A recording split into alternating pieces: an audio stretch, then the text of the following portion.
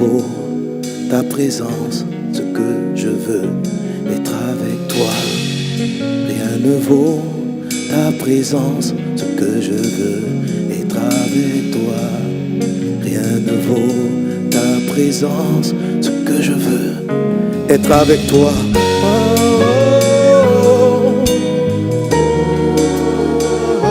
Être avec toi.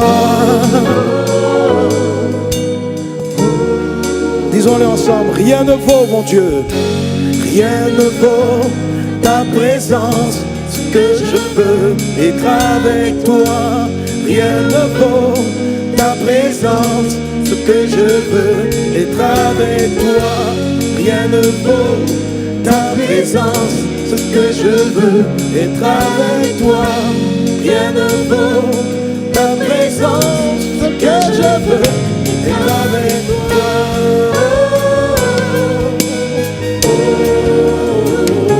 Être avec toi. Yeah. Mon Dieu.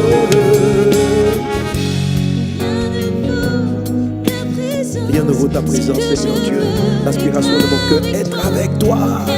Jésus. Ce que je veux, c'est t'adorer. Rien ne vaut ta présence. Ce que je veux, c'est t'élever. Rien ne vaut ta présence. Ce que je veux, être avec toi.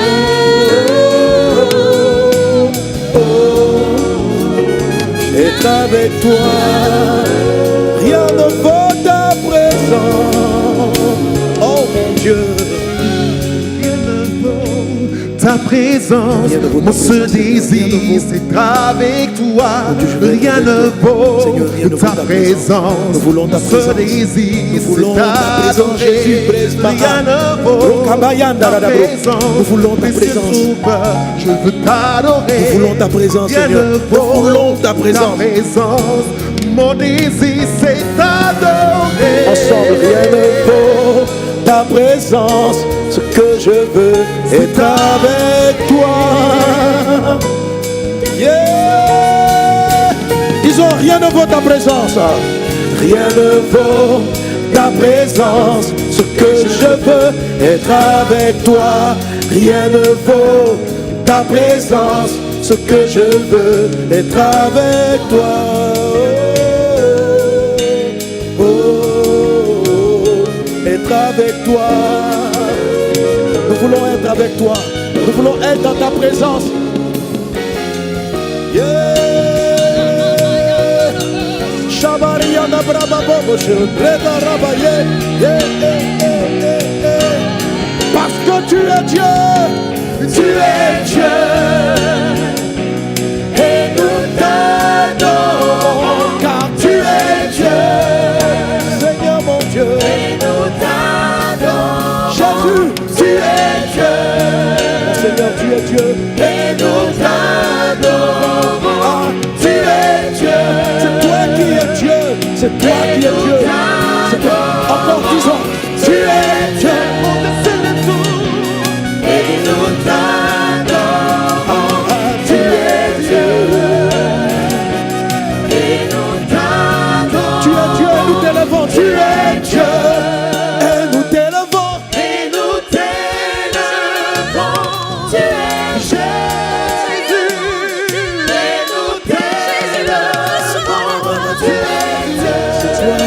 Dieu, et nous t'élevons,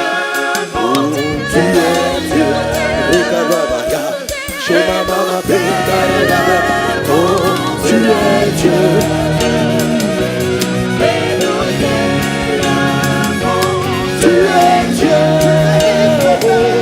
Et nous t'élevons, tu es Dieu. Et nous t'élevons, Seigneur mon Dieu, tu es Dieu, c'est toi qui es Dieu. Et nous t'élevons.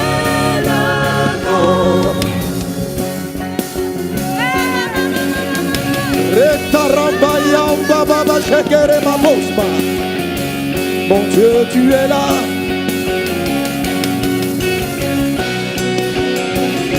Alléluia.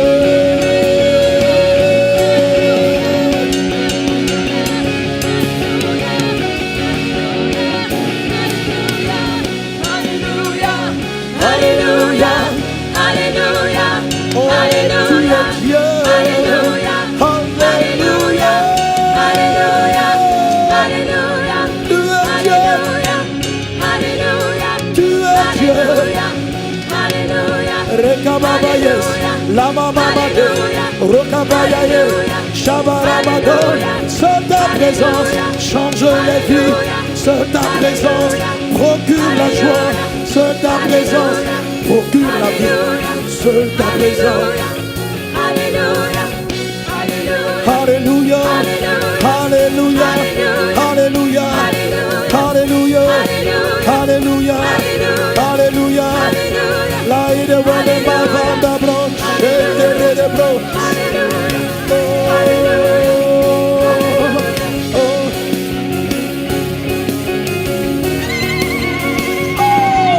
Seigneur, tu es Dieu et nous t'adorons. Seigneur, car tu es Dieu et nous t'adorons. Disons encore, tu es Dieu et nous t'adorons. Encore, tu es, c'est toi qui es Dieu. Disons encore, tu es Dieu et nous t'élevons. Et nous t'élevons, car tu es Dieu. C'est toi seul qui es Dieu. C'est toi seul qui règne. C'est toi seul qui est puissant. C'est toi seul qui es Dieu. Et nous t'élevons. Tu es Dieu. Oh, ah, tu es Dieu. C'est toi qui es Dieu. Et nous t'élevons. Tu es. C'est toi qui es Dieu. Ah, tu es Dieu. Et nous Seigneur, tu es Dieu. Nous t'élevons au-dessus de tout. Nous t'élevons au-dessus de tout. Nous t'élevons au-dessus de tout. Nous t'adorons au-dessus de tout. Nous célébrons ton nom, Jésus. Nous élevons ton nom, mon roi. Nous te glorifions, Jésus. Nous apprécions ta présence. Nous apprécions ta présence. Nous voulons ta présence. Nous voulons ta présence. Rababo Machem, Braille Solo Bara Glorianda Bro. Braille Glorianda Brada Solo Bara la Kendere de Bro. Braille de Chendere de Bros. Ta présence. Alléluia. Alléluia.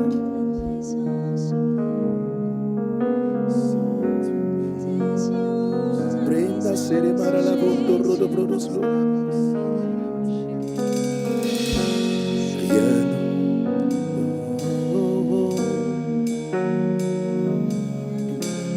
Dernière fois. Rien ne vaut ta présence. Ce que je veux être avec toi. Rien ne vaut ta présence. Ce que je veux être avec toi, mon Dieu. Rien ne vaut, Seigneur, ta présence.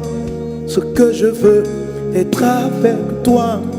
Jésus, rien ne vaut ta présence. Jésus, ce que je veux, c'est être avec toi, mon Dieu.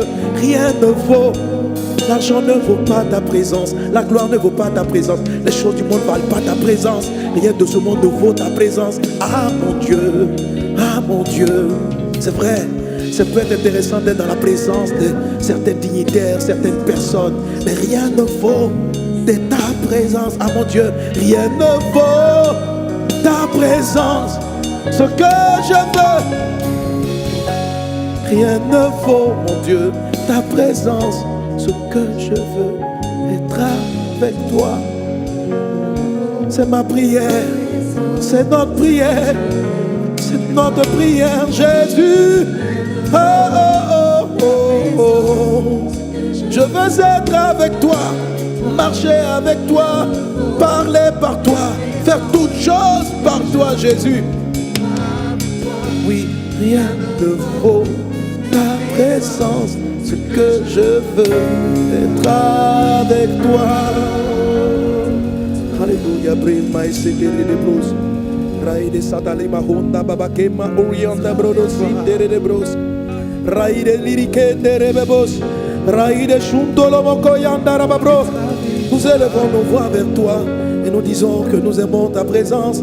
Nous aimons rester dans ta présence, adorer dans ta présence, contempler ta présence, apprécier ta présence. Alléluia. Parce que c'est toi qui es Dieu. Nous t'acclamons, roi des rois. Nous célébrons ton nom. Nous disons que tu es Dieu, que tu es au-dessus de ta présence. Ah, Jésus, J'aime ta présence. Jésus, J'aime ta présence. Jésus. J'aime ta présence.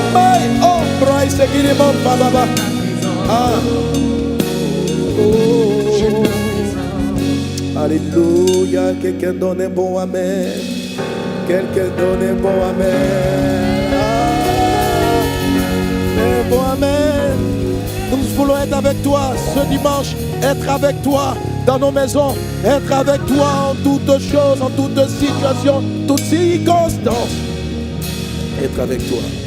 Au nom de Jésus, quelqu'un donne un bon amen. Alléluia. Gloire à Dieu. Gloire à Dieu. Un bon amen. Un bon amen. Merci Seigneur pour tes bienfaits. Amen. Gloire à Jésus. On va bénir le Seigneur pour les chantres. Et tu vas, là où tu es, acclamer le Seigneur et bénir le Seigneur pour ce merveilleux culte. Bénir un voisin, bénir une voisine qui est juste à côté de toi. Et s'il n'y a personne qui est à côté de toi, et même s'il y en a, même tu envoies sur le chat une petite acclamation, une petite salutation pour quelqu'un, quelqu'une, quelque part, en train d'être connecté, en train d'adorer, en train de célébrer Jésus au travers de notre culte. Vase d'honneur, Centre Kodesh. Amen. Je suis très, très, très content d'être avec chacun d'entre vous. Et je veux rendre grâce à Dieu. Alléluia. Amen, amen. À quelqu'un donne un bon amen. Je profite maintenant pour bénir Dieu vraiment pour votre chaleur. Là, il y a mon anniversaire qui vient de passer et vraiment, ça a été... J'ai eu de beaux anniversaires, mais celui-là a été très spécial, très chaleureux. J'ai entendu des paroles, j'ai reçu des choses qui m'ont vraiment, vraiment fait du bien, qui m'ont fortifié. Et vraiment, je rends grâce à Dieu. Alléluia. Voilà. Bon, là, c'est plus mon anniversaire, ça fait déjà quelques jours maintenant que c'est passé. Amen. On veut rendre grâce à Dieu. Et vraiment, j'ai été touché par toute vos marques d'affection, ceux de Vase d'honneur, ceux du monde entier, partout. Des vidéos extraordinaires qui ont été faites.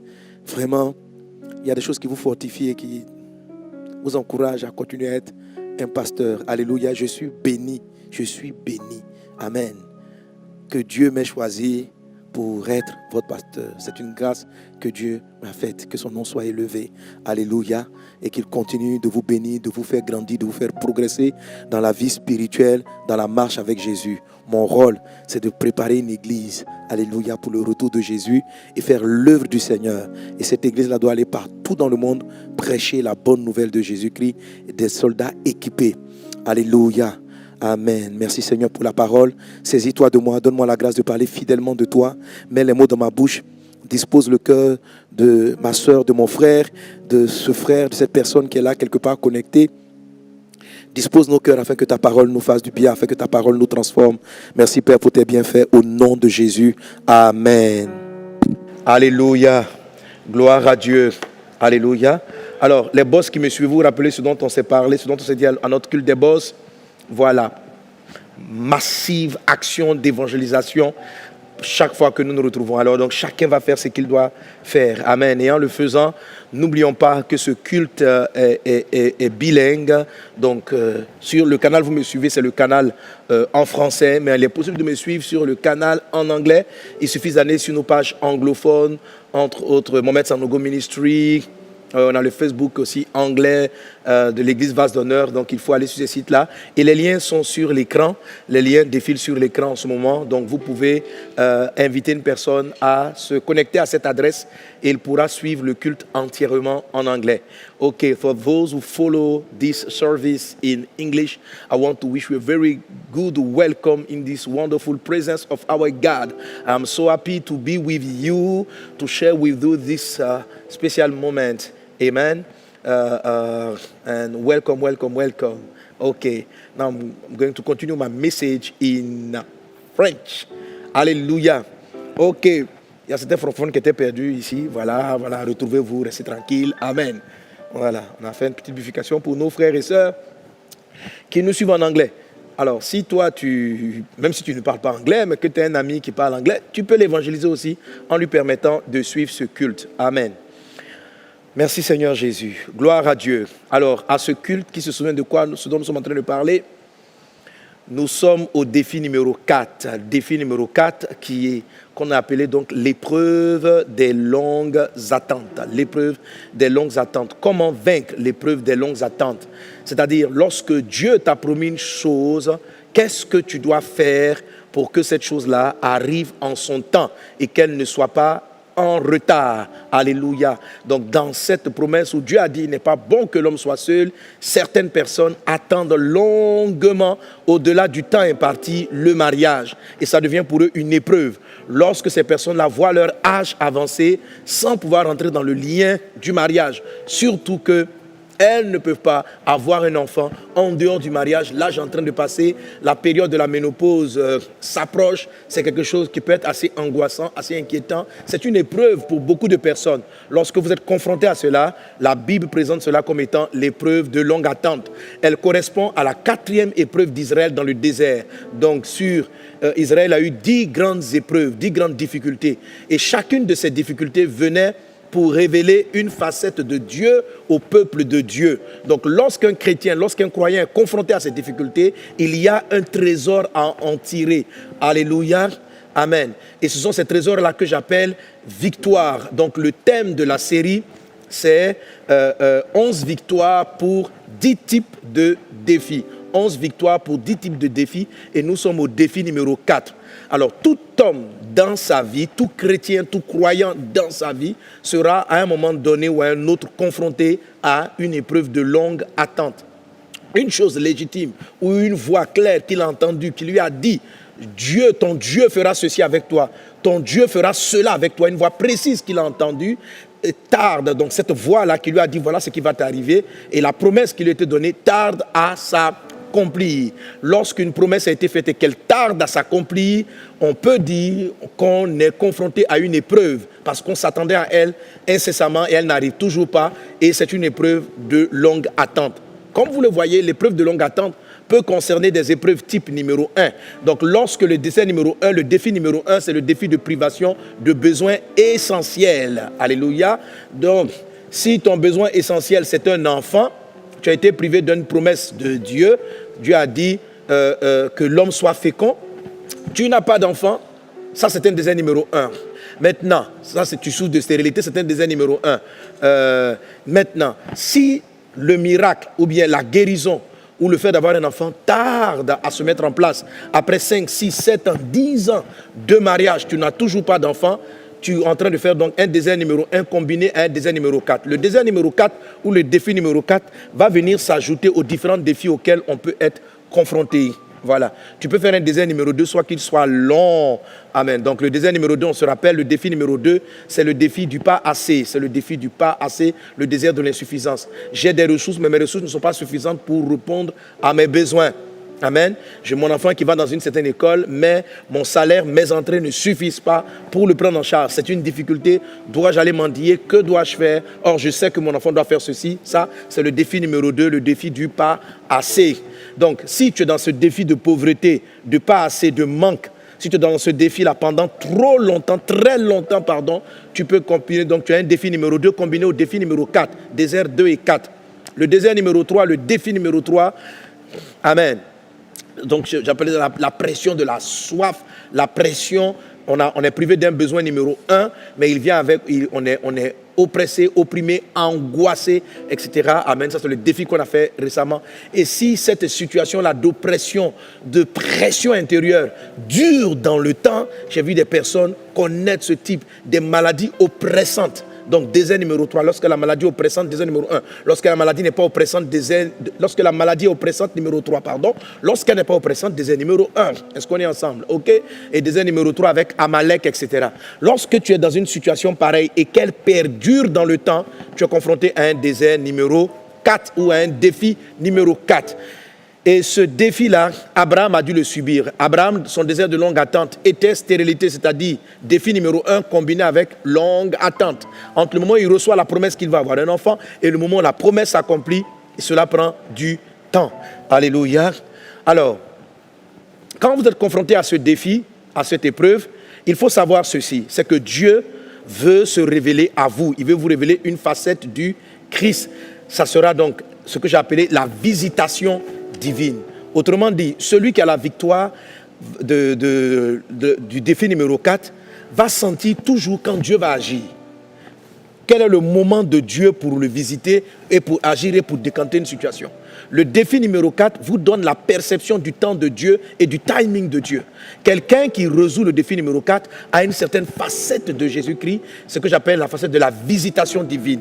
Ce sont des personnes, on va dire souvent, vous savez souvent, quand pour terminer une épreuve, la Bible dit Dieu se souvient d'eux.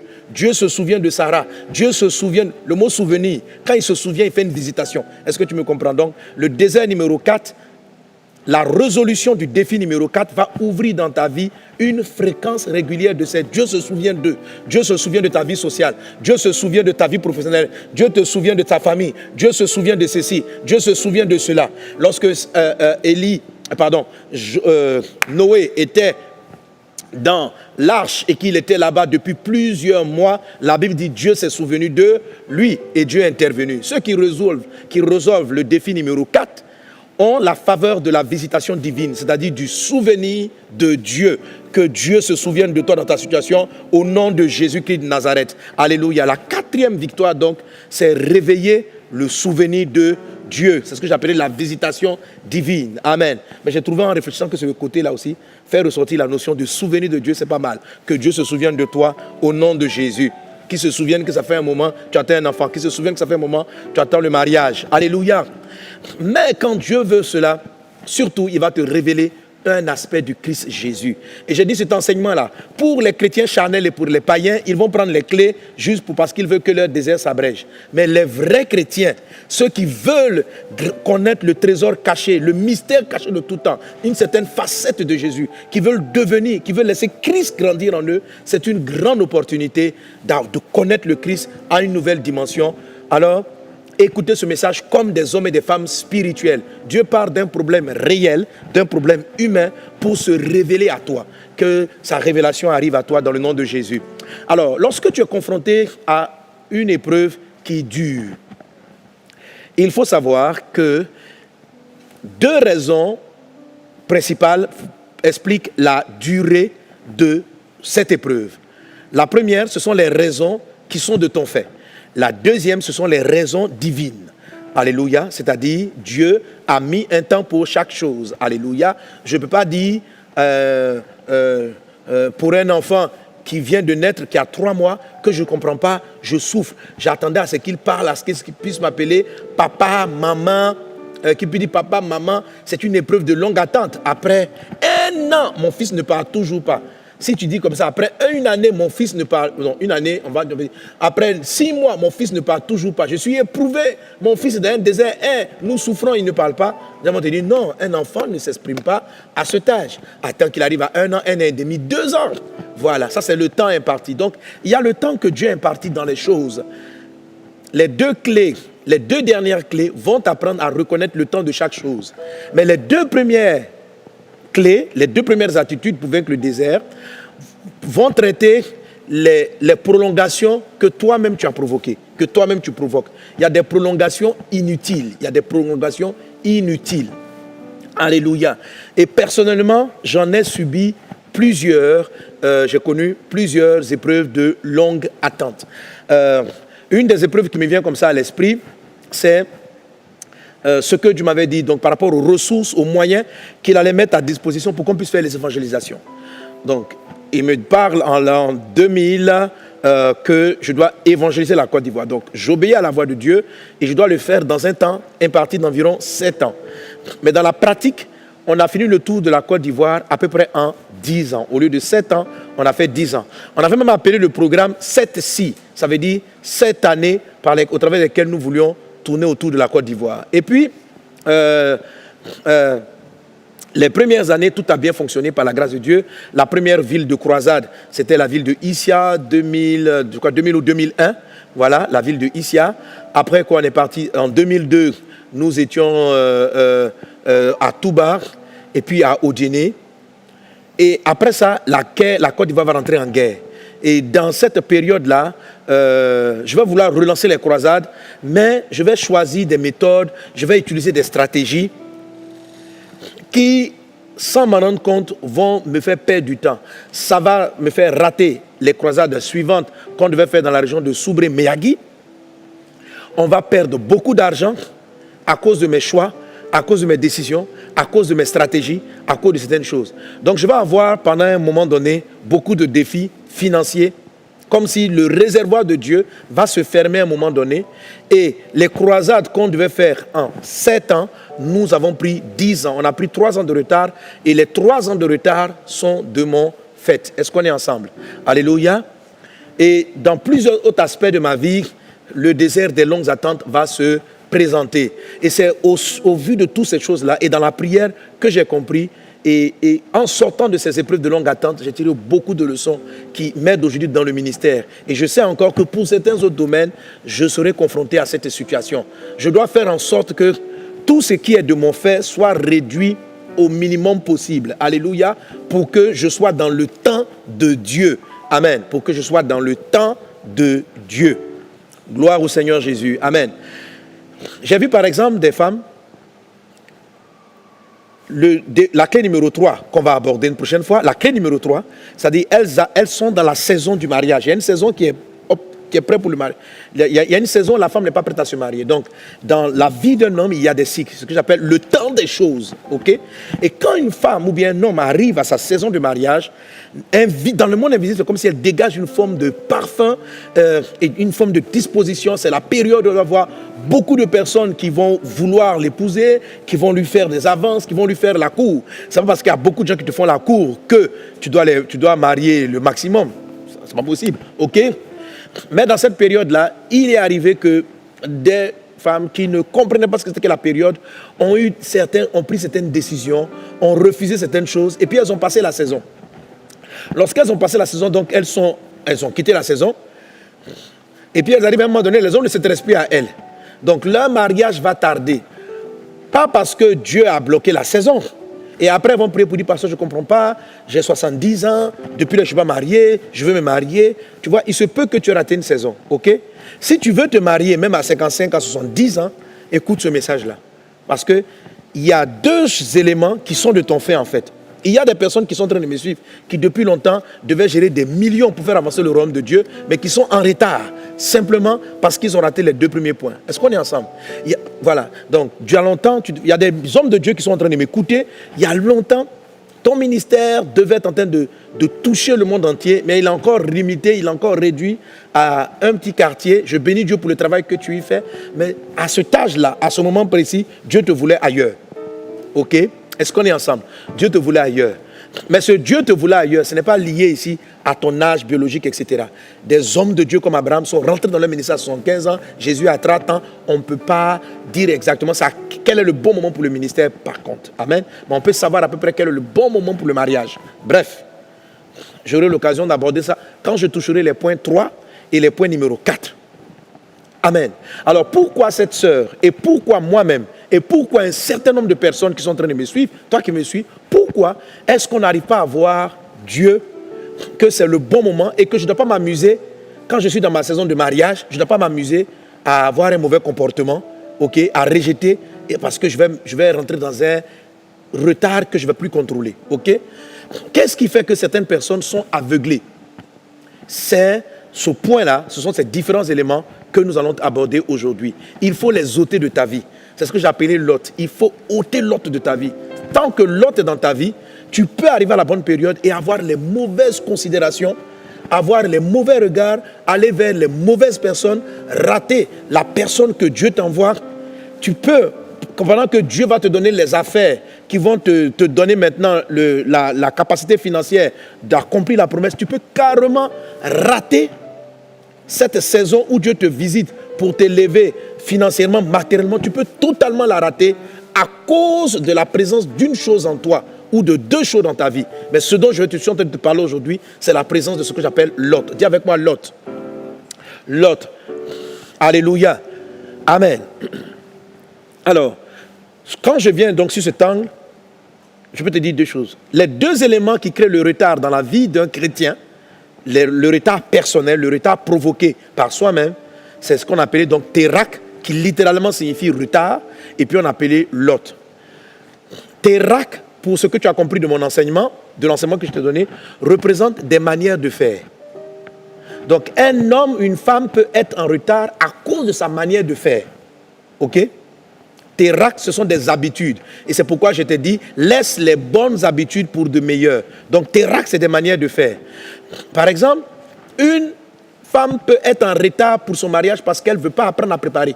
Si son mari aime la cuisine et que son terak, c'est que depuis qu'elle est enfant, ses parents ne lui ont pas appris à faire la cuisine et qu'elle ne s'y met pas, simplement ça peut lui causer un retard parce qu'elle est trop habituée, elle est née avec ça, elle dans la vie, voilà, son papa lui a appris à faire la cuisine, ils sont toujours au restaurant, voilà, ça c'est une habitude, ce n'est pas mauvais, mais s'il se trouve que l'homme qui correspond à ta destinée, vous ne venez pas pour une affaire de nourriture. Il n'y a pas de destinée qui est liée à la nourriture que vous mangez à la maison. Tu comprends, non? La nourriture à la maison, c'est juste un accessoire. Ce n'est pas une destination. Donc, mais quand même, il se trouve que ton mec, là, le monsieur que Dieu va te donner, il aime bien manger, il aime que sa femme prépare. Et toi, parce que ton papa, qu'on appelle, donc ton papa qui est comme Terak, qui t'a appris, tes parents ne t'ont pas laissé faire la cuisine, et que tu écoutes des messages, des prédications qui te disent de faire, tu ne veux pas changer ta manière de faire. Dieu aussi va attendre. Tu vois? Donc, laisser Terak, c'est changer certaines méthodes, certaines façons de faire. Si tu veux avoir la victoire, demande à Dieu. Si tu trouves que tu as un désert qui a trop duré, prie et demande au Saint-Esprit. Saint-Esprit, quelles sont mes habitudes? Quelles sont mes manières de faire qui mettent du retard dans ma vie et qui font que depuis là, voilà, il peut traiter ton école, ton éducation, ta manière de travailler, il peut traiter beaucoup d'aspects.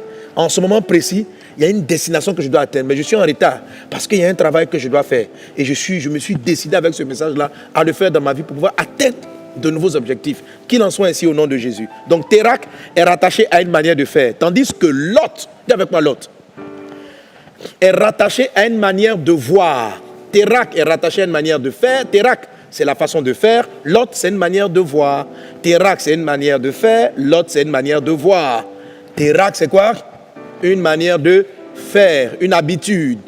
Lot, c'est quoi? C'est une manière de voir. Alléluia. Une personne peut être en retard dans sa marche, dans le service, dans son mariage, dans son travail, dans sa promotion, dans tout ce que tu peux imaginer, simplement parce qu'elle ne voit pas bien les choses. Elle les voit mal. Elle a une mauvaise perception, une mauvaise conception des choses. Est-ce qu'on est ensemble? Alléluia. Alors, c'est pourquoi nous avons abordé le deuxième point, la deuxième attitude qui te permet d'abréger ton désert, d'abréger l'attente de l'enfant que tu n'as pas depuis longtemps, d'abréger les choses. La deuxième façon, c'est de revisiter ou de revoir l'image ou la conception que tu te donnes de la réussite. Alléluia. Et je t'ai dit comme exercice la dernière fois, recense les éléments pour lesquels tu estimes que tu n'es pas à l'heure, tu es en retard. Recense les éléments. Si tu es en retard dans l'enfantement, dis je suis en retard dans l'enfantement. Si tu sens que tu es en retard professionnellement, dis je suis en retard professionnellement.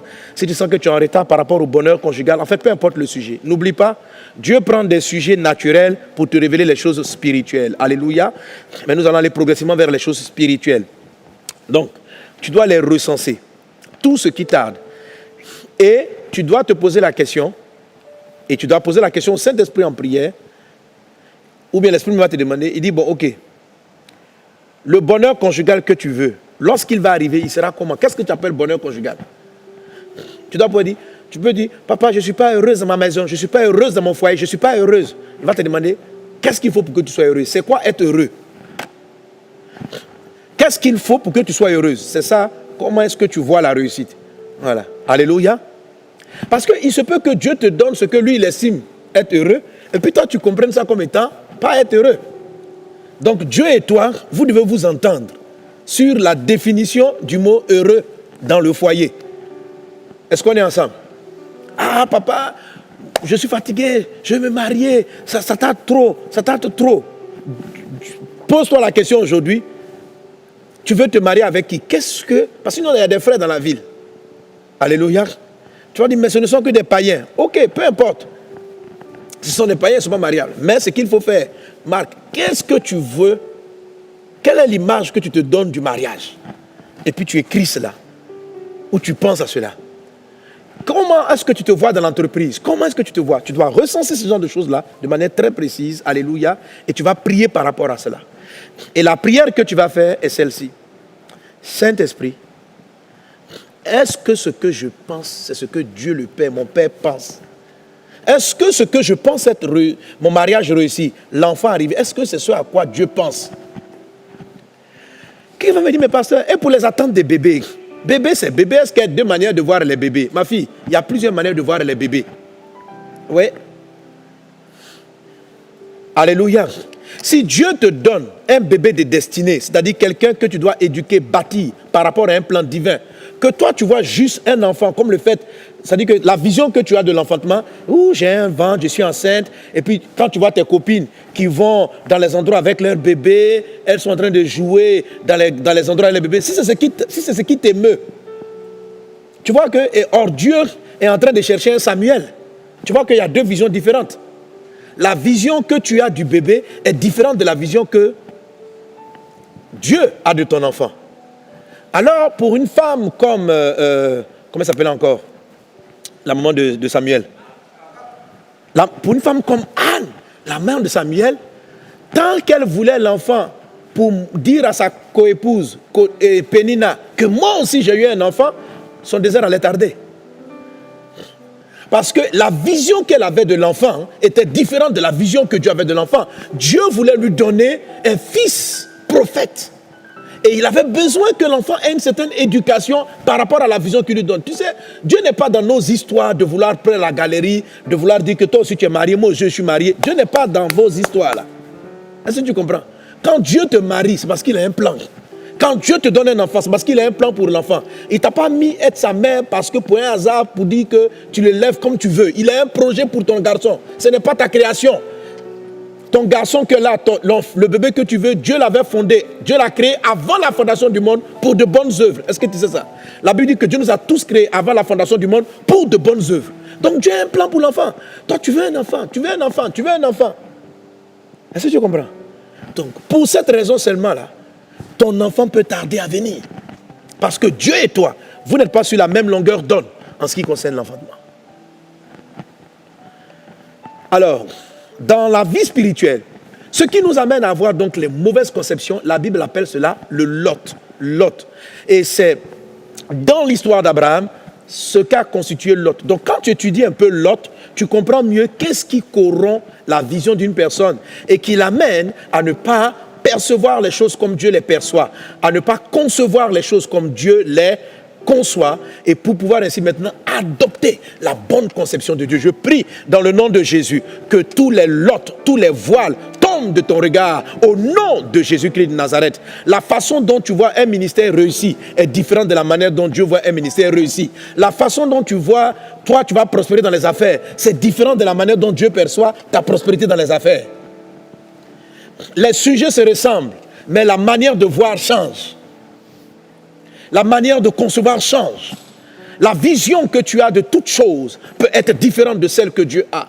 Et quand elle est différente de celle que Dieu a, Dieu va tarder. Tu seras à côté de ta promesse, mais Dieu ne va pas te laisser la saisir parce que tu n'es pas prêt, parce que Lot est avec toi. Et je te dis que Lot représentait le voile. Quelqu'un dit avec moi le voile. Alléluia. Amen.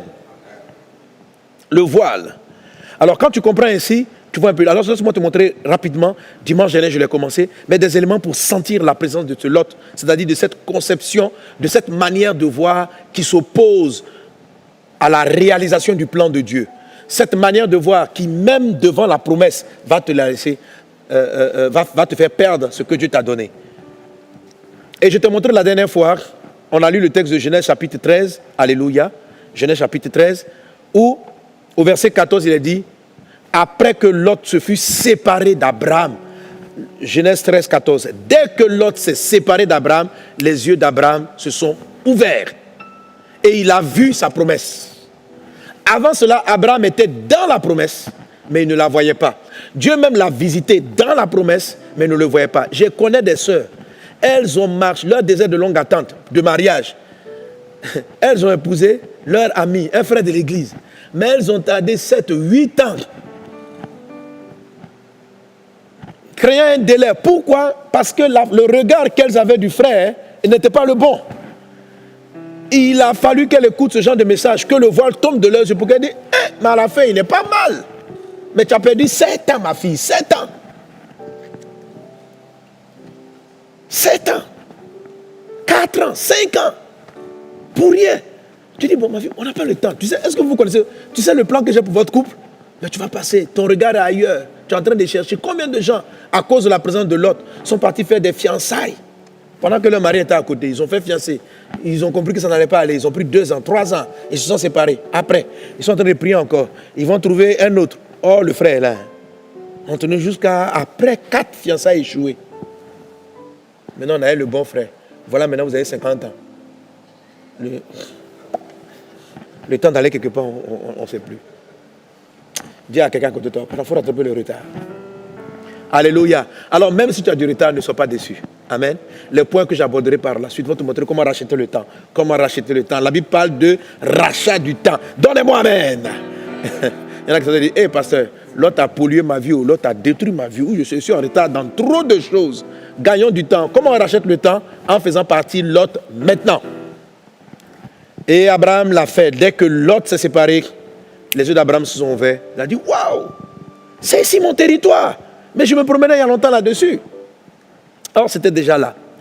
Alors, pour comprendre qui est Lot, il faut juste regarder la façon dont Lot raisonne. Lorsque Abraham vient, et Abraham dit à Lot, tes bergers et mes bergers ne s'entendent pas. Il est important que nous nous séparions. Lot, il dit que nous sommes frères. Or, Lot est son neveu. Amen. Donc, Lot ne respecte pas trop l'autorité. Mais Lot, il demande à Lot de choisir. La Bible dit que Lot a regardé et il a vu, donc il y avait 2 territoires à choisir. Il a vu le territoire le plus beau, le plus riche, le plus verdoyant. Et c'est vers celui-là qu'il est parti. En tant que neveu, il aurait dû dire à son oncle, choisis d'abord.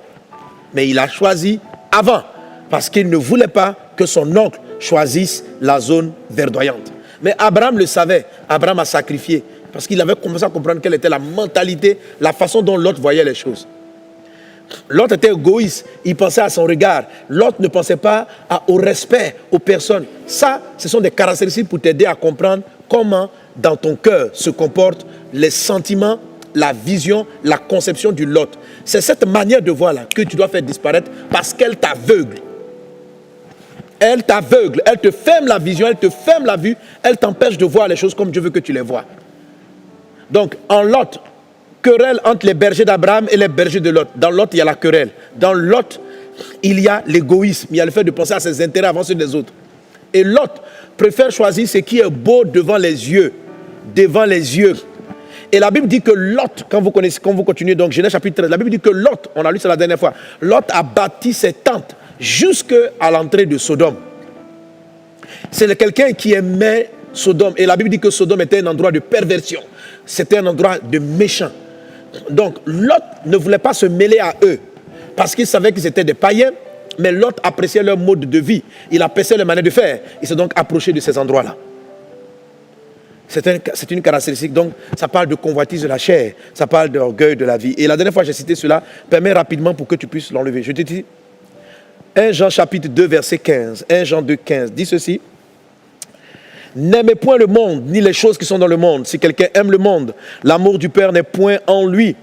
Car tout ce qui est dans le monde, la convoitise de la chair, la convoitise des yeux, l'orgueil de la vie, ne vient pas du Père, mais vient du monde. Alléluia.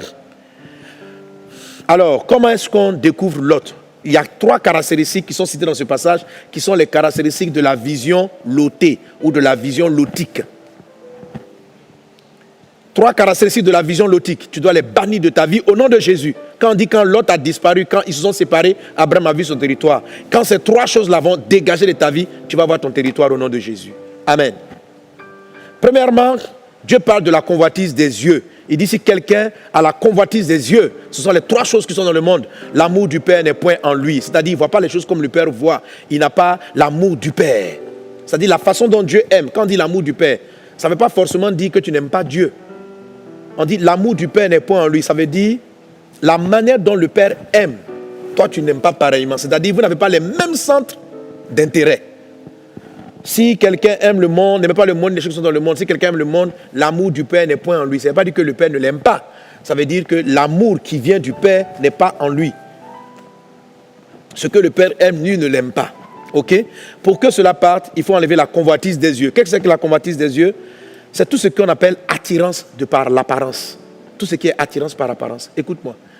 Si tu es émerveillé par ce qui frappe les yeux, tu vas avoir du retard dans ta vie. C'est-à-dire, si parce qu'une femme est trop belle, pourquoi tu dis, non, elle est trop belle. Je n'ai pas dit de ne pas marier les belles femmes. Un jour, Samuel est parti, il devait choisir le futur roi. 1 Samuel chapitre 16, verset 7. Samuel, de par son propre jugement, a failli choisir un roi lotique. Il est venu dire, hey, voilà Eliab. Oh, comment il est grand, comment il est beau. Dieu dit, petit. L'homme regarde à ce qui frappe aux yeux. Dieu regarde au cœur.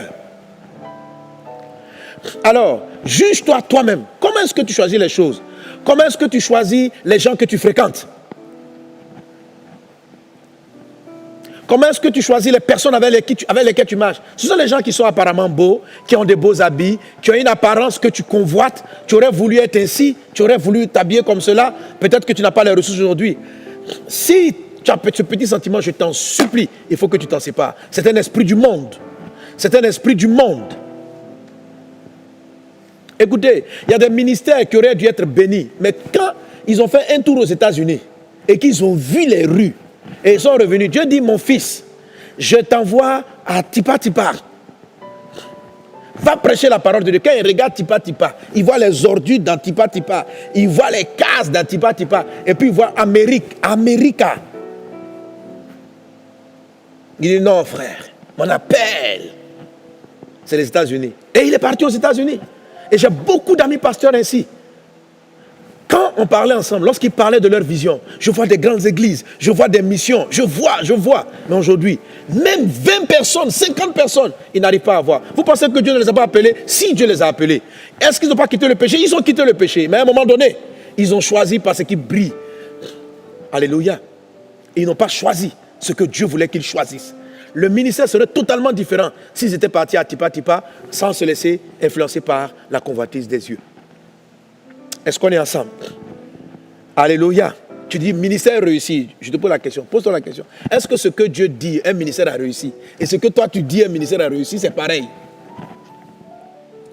Et si ces hommes-là sont honnêtes, ils vont voir que pour eux, ils étaient admiratifs lorsqu'ils voyaient un pasteur qui revenait. On dit, d'où tu viens? J'étais en séminaire à New York. Alléluia. Donc toi-même, tu as honte même de dire j'étais en séminaire à Tipa Tipa. Hey. L'autre est dans ton cœur, frère. L'autre est là. Tu es mal barré là. Il faut qu'il parte. Il faut qu'il parte. Tu dois avoir aucune honte à dire que je viens d'un trou perdu pour parler de Jésus. Parce que le Christ, notre Seigneur Jésus, la Bible dit, il allait de ville en ville, de village en village, prêchant la bonne nouvelle de Jésus. Tant que tu as du scrupule par rapport à l'apparence des choses, l'autre est encore en toi, tu dois t'en séparer.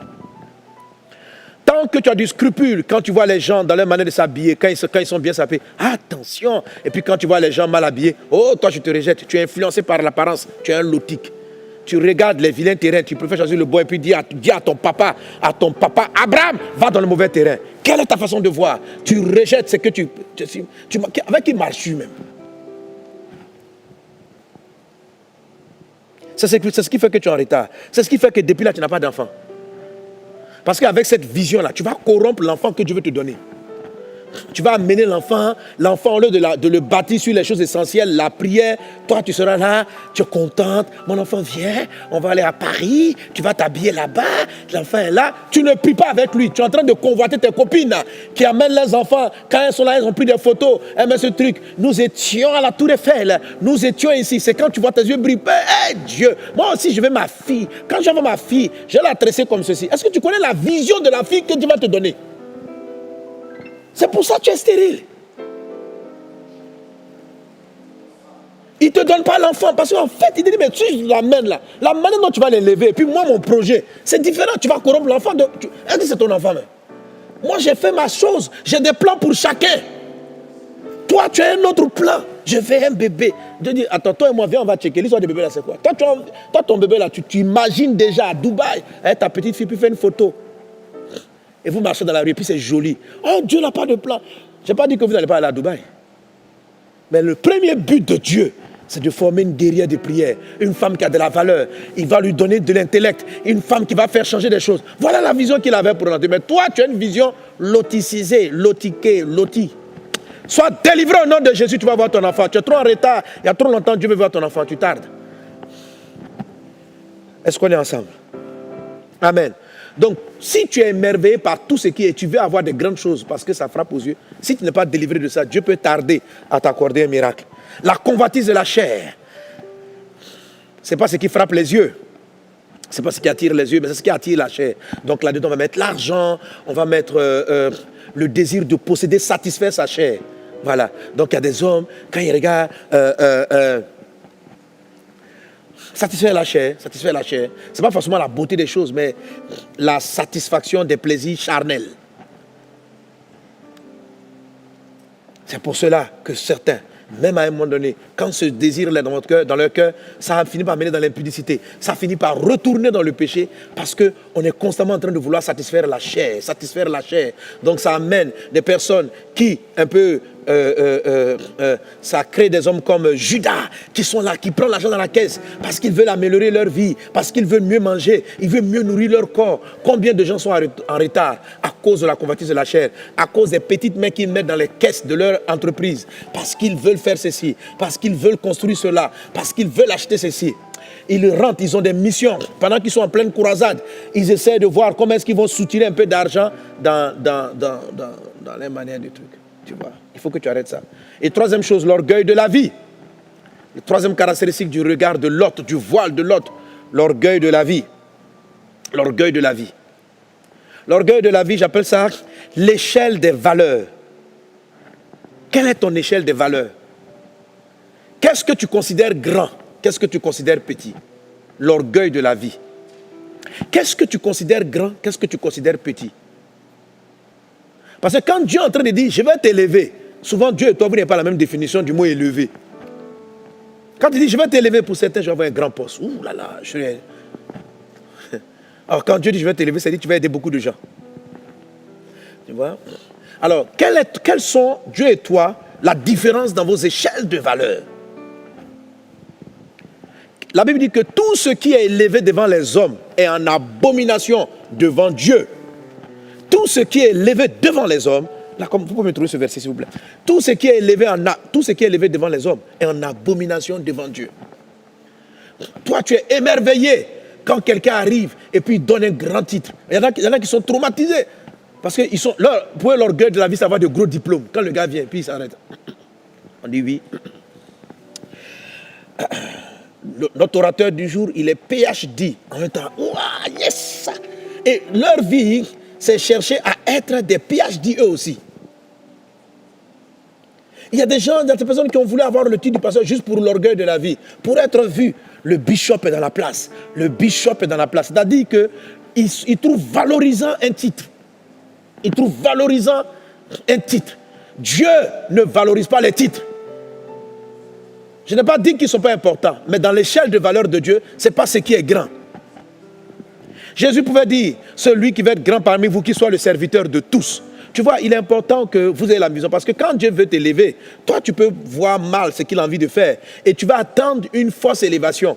Tant que Dieu ne t'a pas délivré de cela, tu ne t'en sortiras pas. Alléluia.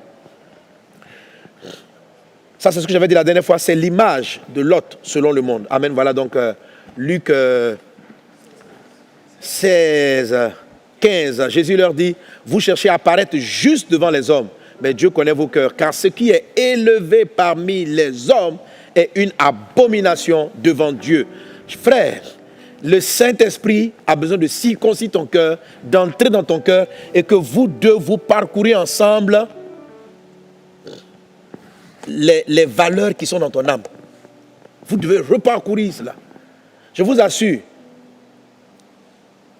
ça m'a créé des problèmes. Ça m'a fait endetter.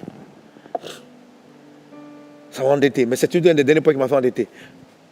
Un autre aspect de Lot, les images qu'on a, et dimanche dernier j'ai cité cela, l'image qu'on se fait des choses selon les traumatismes et les blessures du passé. Genèse chapitre 13, verset 7. Les bergers de Lot, ils étaient des palabreux. Alors, les images qu'on se fait sur les traumatismes du passé, c'est différent de l'image. En fait, j'ai 4 points là-dessus. J'ai l'image selon le monde. C'est l'image selon le monde qui a les 3 points. Convoitise des yeux, de la chair et de la vie. Deuxième chose, l'image selon les blessures et traumatismes du passé. Voilà. Quelqu'un qui a voulu se marier, mais a été blessé par un homme grand détail, peut être tellement traumatisé des grands détails qu'elle peut ne plus vouloir aimer les grands et décider de tomber amoureuse que des petits détails. Or, il se trouve que l'homme que Dieu veut te donner est grand détail. Ce n'est pas parce que Gasparien t'a blessé, il était grand détail, que tu vas être traumatisé en ce qui concerne tout ce qui est grand détail. Les traumatismes amènent aussi à faire beaucoup de mauvais choix, à prendre de mauvaises décisions. Parce qu'on n'a pas été guéri des choses qui nous ont blessés dans notre passé. Certaines personnes ayant été blessées dans leur passé, parce qu'une personne décide de marier un type ou un tel type de prière. Il faut que tu amènes le Saint-Esprit pour dire, quand tu lui dis, Seigneur, je veux marier un homme qui est comme ceci, je veux marier un homme qui est comme cela. Il y en a qui ont été tellement traumatisés par la pauvreté. La pauvreté ça les a traumatisés. Donc quand ils arrivent là, si Dieu leur montre un frère qui pour le moment n'a pas l'argent, ils ne peuvent même pas le voir. Parce que l'autre est dans leurs yeux. Or, il se trouve que tout ce que Dieu fait, il le commence petit avant de l'amener grand. Est-ce que tu me suis? Donc, le mari, la femme que Dieu peut t'amener peut commencer pauvre, mais ne finira pas ainsi. Mais tellement tu as été vaincu, tu as été traumatisé par la pauvreté, tu peux ne pas voir l'homme de ta vie, la femme de ta vie, à cause de cette image qui vient de ton traumatisme. Amène ce traumatisme-là, amène ton choix du mariage devant Dieu et demande au Saint-Esprit de sonder ton cœur, de juger quels sont tes profonds mobiles. Et tu verras, il va ainsi te séparer de l'autre et alors tu verras ce qu'il te donne. Qu'il en soit ainsi au nom de Jésus. Il y a l'image selon les passions. L'image selon les passions. 2 Timothée 2,22 dit « Fuis les passions de la jeunesse ». Oui, quand on est passionné des choses, on est aveuglé par ces choses-là. Passionné de quoi? Passionné de football, passionné de Facebook, passionné de ceci, passionné de cela. Ça là nous corrompt notre vision. Et le dernier point là-dessus, c'est l'image que tu te fais des moyens d'y arriver. Ok? Donc 4 choses. L'image selon le monde, l'image selon les blessures et les traumatismes de ton passé, l'image selon tes passions, et 4e chose, l'image. Quelle dit l'image selon tes passions? Par exemple, tu peux que tu es passionné de football. Toi, tu vas commencer à chercher une femme qui aime football. Tu peux te garer avec ça. Ok? Voilà. Tu es passionné de foutu banane. Donc, avec sauce graine. À cause de ce que tu ne vois tu ne cherches qu'une femme qui sait préparer foutu banane sauce graine, tu peux rater la femme de ta vie. Ça ne veut pas dire qu'elle ne va pas finir par préparer le repas que tu veux. Dieu peut te la faire prendre d'un point A pour l'amener à un point B. Alléluia. Saisis cela dans le nom de Jésus. Amen. Et la 4e et dernière chose là-dessus, c'est l'image que tu te fais des moyens d'y arriver. Et c'est là que moi j'ai été aveuglé. Okay? Je voulais gagner la Côte d'Ivoire à Jésus, je voulais évangéliser, mais la vision que j'avais des moyens d'y arriver était une vision lotique. J'avais une vision mondaine des moyens d'y arriver. Je me suis dit, pour évangéliser la Côte d'Ivoire, il me faut de l'argent. L'argent se trouve où? Tu vois toute cette déduction-là, Dieu n'est plus là-dedans maintenant. Il me faut de l'argent. Et tout le monde a, oui, il faut de l'argent, il faut de l'argent. Ok. L'argent se trouve où? Chez ceux qui en ont. Tout ça, Dieu n'est pas dans cette vision. Ça, c'est l'autre maintenant qui est en train de me parler. C'est cette manière de faire qui vous amène à aller poser vos tentes devant le village de Sodome. À aller vous corrompre avec des inconvertis pour soi-disant faire avancer le royaume de Dieu. C'est une vision lotique qui tue les ministères, qui tue les églises, qui amène des pasteurs dont les ministères vont s'arrêter. Dès qu'ils voient quelqu'un qui arrive, qui amène une grosse voiture à l'église, à le prendre, à le mettre diacre, ancien. C'est la raison pour laquelle ton église n'est pas dans ta destinée. À cause de cette vision lotique. Moi donc, l'autre m'a séduit par cette manière de faire. Il me faut des riches, il me faut des manières. Pourquoi c'était pas Térac? C'était pas Térac parce que j'ai toujours été honnête financièrement. Donc quand tu vas me voir, c'est comme si je ne suis pas attaché à l'argent. Ok? Je suis honnête, on a une bonne comptabilité, on a une bonne gestion, mais c'est ma manière de voir. Dieu avait toujours pourvu au préalable à mes besoins, à nos besoins, même si les croisades n'avaient pas la dimension qu'elles ont aujourd'hui. Mais Dieu était fidèle. Et j'ai commencé à faire des plans selon les humains, selon la vision de l'autre. Et en planifiant le monde de cette façon, ce qui s'est produit a été catastrophique. J'ai commencé à faire des stratégies. Et j'ai commencé à regarder bizarrement les frères qui venaient à l'église. Quand quelqu'un... J'encadrais toujours ceux qui n'avaient pas de moyens. Mais quand quelqu'un arrive et puis il a un peu de moyens, ma manière d'être change. Je les encadre un tout petit peu plus, tu vois, non? Et puis je commençais à... Comme Dieu m'a interdit de demander l'argent, mais j'ai, en tout cas, d'une manière insidieuse. Et la plupart de ces personnes-là sont parties. Je vais dire à un jeune serviteur de Dieu. Parce que j'ai vu beaucoup être détruits par cela. Beaucoup. Beaucoup de jeunes ministères sont en retard à cause de l'autre. La vision que tu te fais des moyens pour financer l'œuvre de Dieu, là, elle n'est pas la bonne. Elle n'est pas la bonne. Et c'est ce qui cause ton retard. Et quand Dieu m'a séparé de ces personnes, la faute n'était pas ces personnes, la faute c'était moi. C'était la perception que j'avais. J'avais l'impression que sans eux, je ne peux pas atteindre ma destinée. Dieu ne peut pas financer sa vision. Et Dieu les a fait partir. Quand ils sont partis, ils disent, mais Seigneur, la plupart des gens qui sont là sont des élèves, des étudiants. Comment est-ce qu'on va évangéliser? Il dit, mon fils, je prends soin de mon œuvre.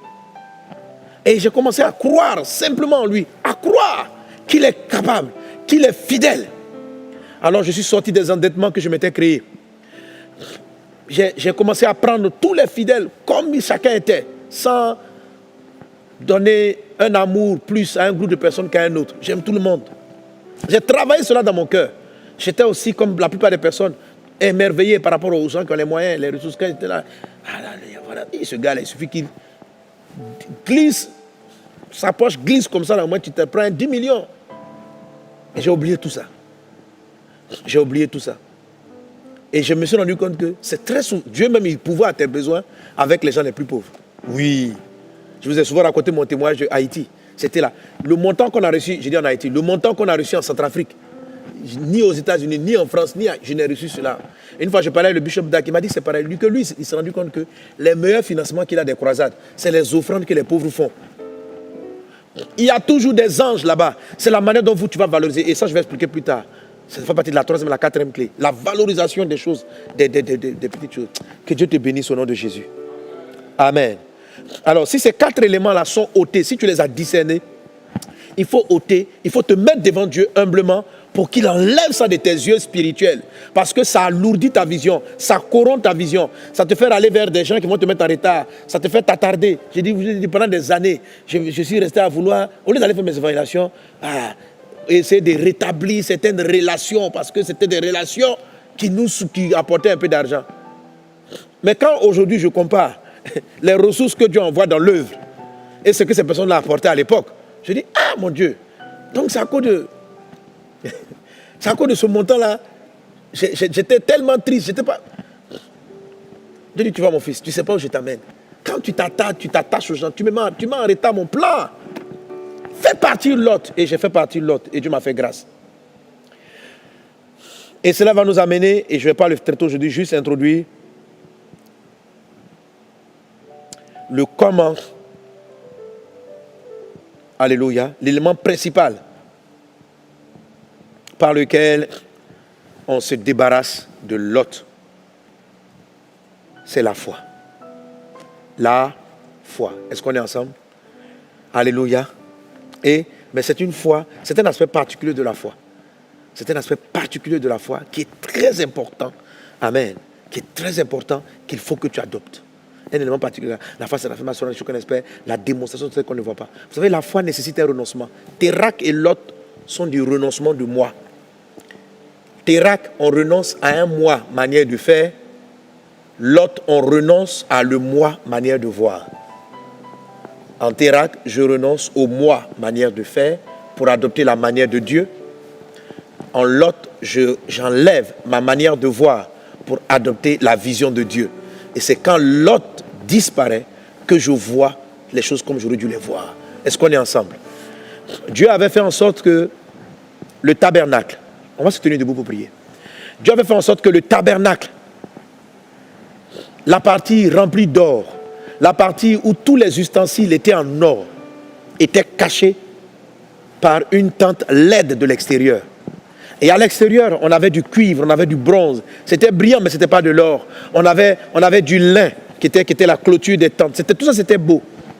Mais la plus belle partie n'était pas à l'extérieur. Il fallait avoir cette foi de voir l'invisible. La gloire de Dieu, les belles choses de Dieu, le bel enfant de Dieu, le beau mari de Dieu, l'excellence de Dieu est toujours caché par quelque chose de très laid. Et dimanche prochain, je te parlerai de comment faire tomber le voile qui t'empêche d'entrer dans le lieu saint et de voir la table d'or, le chandelier d'or. Là-bas, on ne parle pas en cuivre. Dans le lieu saint, tout s'écrit gloire. Dans le lieu très saint, là, le film s'arrête. Mais quand tu regardes de l'extérieur, ça ne ressemble à rien du tout. C'est comme ça que Dieu travaille. C'est comme ça que Dieu travaille. Tu peux ne pas atteindre une dimension parce que tu vois mal. Que l'autre tombe ce matin au nom de Jésus. On va se tenir debout et chacun va présenter à Dieu son lot.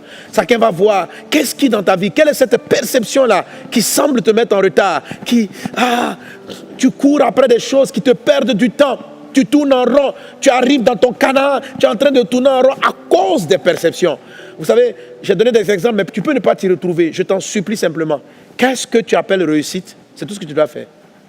Et mets ça devant Dieu. Papa, alors, sur quoi tu estimes que tu es éprouvé? Tu attends beaucoup de milliards pour faire l'œuvre de Dieu, non? Ok, c'est ce que tu appelles réussite. Alors, prends ça, Seigneur, j'entends beaucoup de milliards. Et puis dis à Dieu, est-ce que la manière dont j'attends les milliards et la manière dont toi, tu m'as promis les milliards, est-ce que c'est la même attente? Et Dieu va te parler. Il va te montrer où est l'autre dans ton attente. Et tu vas pouvoir l'enlever et pouvoir maintenant aller directement vers ta terre promise. Parce que Dieu a dit, voilà ce que tu allais faire. Il allait te donner un enfant. Il allait faire ceci. Prions ensemble le Seigneur. Demandons la grâce de Dieu. Que Lot parte maintenant. Que nous soyons séparés de Lot au nom de Jésus. Quelle est la vision que tu as du bon ministère? Quelle est la vision que tu as des chants accomplis? Quelle est la vision? Comment tu vois les choses? Les chants, prie avec moi. Prions. Comment tu vois les choses? Quand tu dis une famille est heureuse, comment tu vois ça? C'est quoi une famille heureuse pour toi? Viens honnêtement devant ton Père. Viens lui présenter ton cœur. Viens devant lui tel que tu es, afin qu'il sonde ton cœur et tes reins. Parce que ta vie est ton retard. Regarde. Aujourd'hui, tu as 40 ans. C'est pas là que tu devais être. Tu as 50 ans. Tu as pris du temps. Il y a longtemps, tu devais bâtir ceci, tu devais bâtir cela. Mais tu as couru après des choses vers lesquelles tu ne devais pas partir. C'est la raison pour laquelle ça tarde. Dieu est fidèle. Dieu est celui qui pourvoit. Dieu est celui qui remplit. Dieu est celui qui comble. Dieu est celui qui prend quelqu'un de la poussière et le fait asseoir à la table des rois. Dieu est celui qui prend quelqu'un de la misère et le fait asseoir à la table des rois. Il va le faire pour toi. Il va le faire pour toi. Oui, dans ma vie, je l'ai vu littéralement. Lorsque j'ai abandonné les lots, je me suis assis à la table des rois, à la table des chefs, en train de parler, conseillant des chefs d'État, conseillant des personnes de décision. Je dis non, moi qui n'ai pas cherché à aller là-bas, Dieu m'y a positionné. Mais quand je voulais le faire par la chair, quand j'envoyais des courriers pour dire soutenez les évangélisations, Dieu me ouvrait les portes.